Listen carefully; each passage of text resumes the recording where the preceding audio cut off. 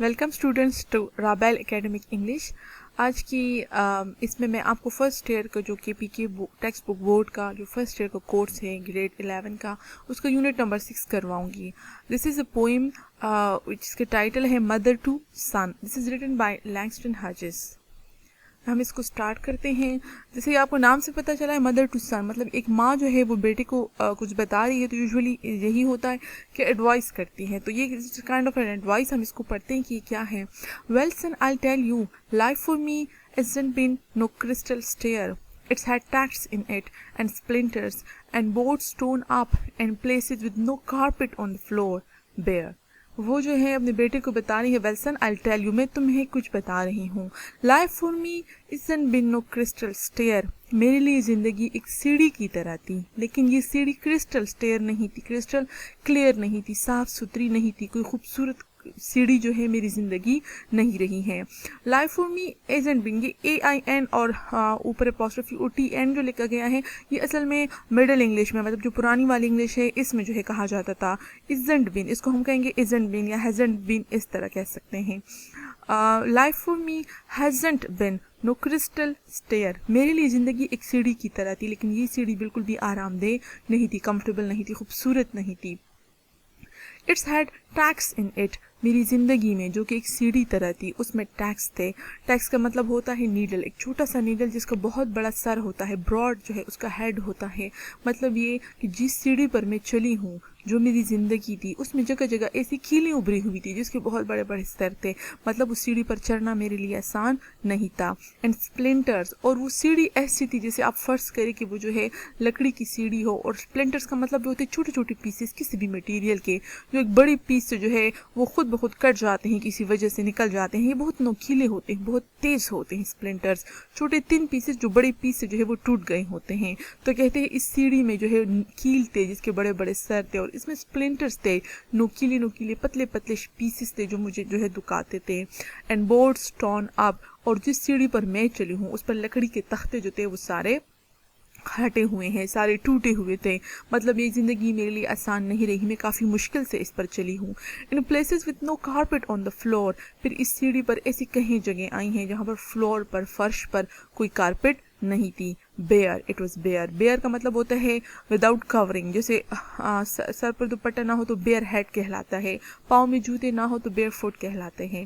तो कहते हैं मेरे जो जिस सीढ़ी पर मैं चली थी वो बिल्कुल बेयर था, उस पर कोई नरम कारपेट नहीं था, उस पर कोई सहूलत नहीं थी। मेरी ज़िंदगी की सीढ़ी कोई आसान सीढ़ी नहीं रही। But all the time I've been climbing on and reaching landings and turning corners and sometimes going in the dark where there isn't been no light. So why don't you turn back? Don't you sit down on the steps because you find it's kinda hard? Don't you fall now? For I'm still going on, honey. I'm still climbing. Life for me hasn't been no crystal stair. तो यहाँ पर जो है वो कह रही है, दोबारा से वही बात करते हैं कि वो कहती है कि ज़िंदगी was a kind of a stair, एक सीढ़ी थी जो कि बहुत मुश्किल थी, इसमें 3 नोकीले शार्प पीसेस थे, मेरे लिए कुछ आसान नहीं था।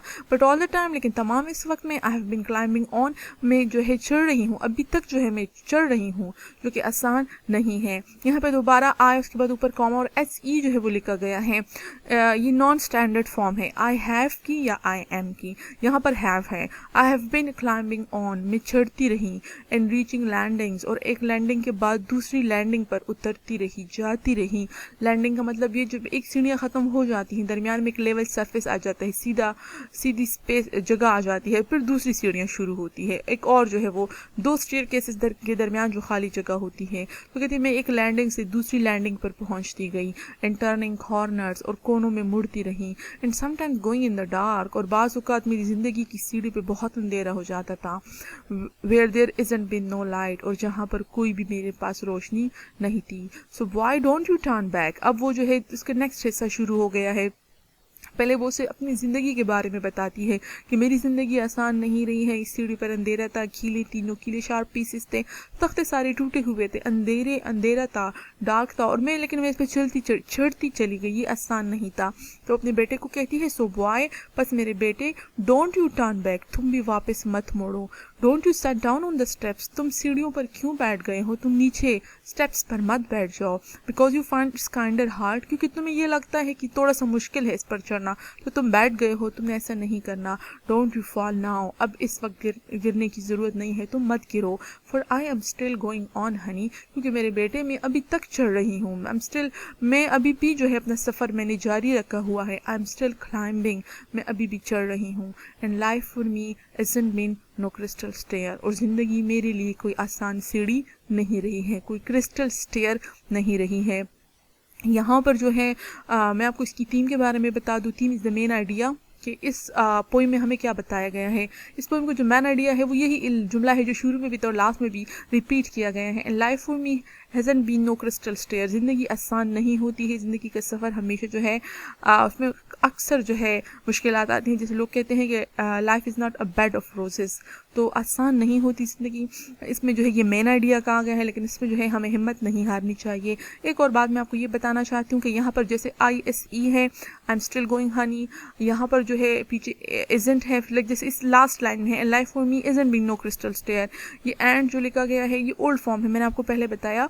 लेकिन असल में ये राइटर जो था, ये पोएट जो था, ये तो 20th सेंचुरी का है, ये मॉडर्न राइटर है। तो इसने ऐसी लैंग्वेज इसलिए इस्तेमाल की है कि राइटर्स इसलिए इस्तेमाल करते हैं ये शो करने के लिए कि जो बंदा बोल रहा है ये अनएजुकेटेड है, इसने जो है वो स्टैंडर्ड फॉर्म जो सही वाली इंग्लिश फॉर्म है वो नहीं सीखी है, तो ये अपनी लोकल फॉर्म बोलते हैं, मतलब जो पुरानी इंग्लिश जो मतलब बगैर अनएजुकेटेड लोग को आती है। इसलिए शायद वो हमें ये बताना चाह रहे हैं कि जो औरत है जिसने ज़िंदगी में इतनी मुश्किल ज़िंदगी गुजारी हो, जितना अच्छा जो है ज़िंदगी के बारे में बोलती है, ये जो है ख़ुद अनएजुकेटेड थी। सो ये बेटे को ये एडवाइस कर रही है कि मेरी ज़िंदगी भी हार्ड थी, तो तुम्हें जो है हिम्मत नहीं हारनी चाहिए। होप सो आपको इस पोइम की समझ आ गई होगी। Thank you very much for watching the video.